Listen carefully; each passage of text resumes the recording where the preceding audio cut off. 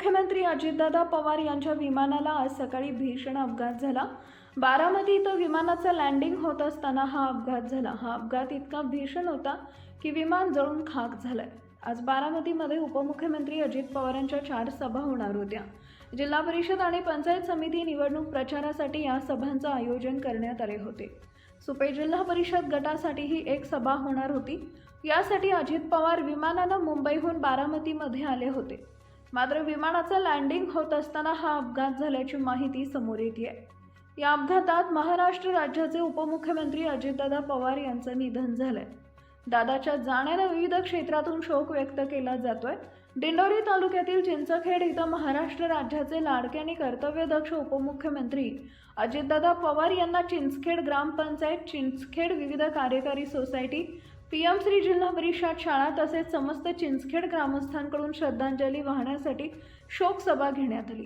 यावेळी राष्ट्रवादीचे दिंडोरी तालुका उपाध्यक्ष विष्णुपंत संधान यांना अजितदादा पवार यांच्या आठवणी सांगताना अश्रू अनावर झाले। दादा या शब्दातच आधार होता।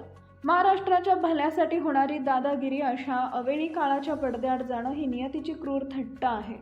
महाराष्ट्रासाठी हे अत्यंत दुर्दैवी आहे। करारी सडेतोड तेवढ्याच संवेदनशील अजितदादा यांना न्यूज पॉइंट मराठीच्या वतीनं भावपूर्ण श्रद्धांजली। तडफदार नेता, बोलण्यासारखं काही नाही राहिलं। तरी परवा मला तिथं आमचा मंदिराचा कार्यक्रम आहे, त्यासाठी दादानं परवा आम्हाला वेळ दिला होता। बघा काय नाही तिचा खेळ आहे। आणि बऱ्याच वेळा मंत्रालयात कोणाला किती मिनटं दिली असतील माहीत नाही। माझ्यासाठी राजू फडे आणि मी आम्हाला 2 मिनटं का होईना देईल राजे दादानं। एवढं दादाचं प्रेम। आणि 4 वेळा बोलणं झालं, मी तुझ्याकडं येणार म्हणजे येणार मंदिराच्या कार्यक्रमासाठी। आज अजितदादा निघून गेले, असा नेता होणार नाही।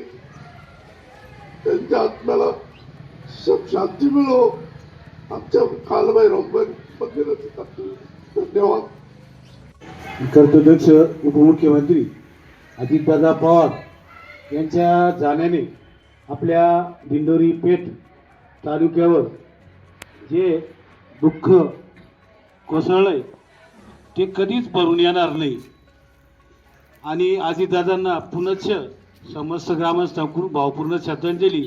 आणि आज सकाळी 9:30 वाजता बारामती या ठिकाणी महाराष्ट्राचे लाडके कर्तव्यदक्ष उपमुख्यमंत्री अजितदादा पवार हे झेडपी पंचायत समितीच्या प्रचाराला करण्यासाठी तिथं बारामतीला गेले असता जातानाच त्यांचं विमान अपघातात दुःखद निधन झालं। ईश्वर त्यांच्या आत्म्यात चिर शांती सद्गती देव आणि त्यांच्या कुटुंबियांना आणि सगळं महाराष्ट्राच्या त्यांच्यावर प्रेम करणाऱ्या सर्व पक्षांना या दुःखातून सावरण्याची परमेश्वर शक्ती देव। ही उपस्थित सर्वांकडून आणि ग्रामपंचायत चिंचखेड, विविध कार्यकारी सोसायटी चिंचखेड आणि समस्त ग्रामस्थांकडून भावपूर्ण श्रद्धांजली। या अजितदादांना आपले पीएमश्री जिल्हा परिषद शाळेचे शिक्षक पाटील सर हे श्रद्धांजली वाद। खरं तर आज सकाळी 28 जानेवारी हा सगळा आपल्या महाराष्ट्रासाठी काळा दिवस ठरलेला आहे। अतिशय कणखर आणि खूप मोलाचं असं नेतृत्व, सकाळी 6 वाजेपासून कामाला लागणारा पहिला नेता, तर रात्री 11 वाजेपर्यंत काम करत असणारा माणूस आणि माणसातला माणूस, खूप मोठं नेतृत्व आपल्या राज्याचे उपमुख्यमंत्री माननीय अजितदादा पवार यांचं बारामतीत प्रचार सभेसाठी जात असताना विमान अपघातात दुर्दैवी निधन झालं। आणि खरं तर संपूर्ण महाराष्ट्र आज हरपलेला आहे आणि सर्व महाराष्ट्राला खूप मोठं दुःख आज झालेलं आहे की असा एक नेता आपण आज गमावलेला आहे।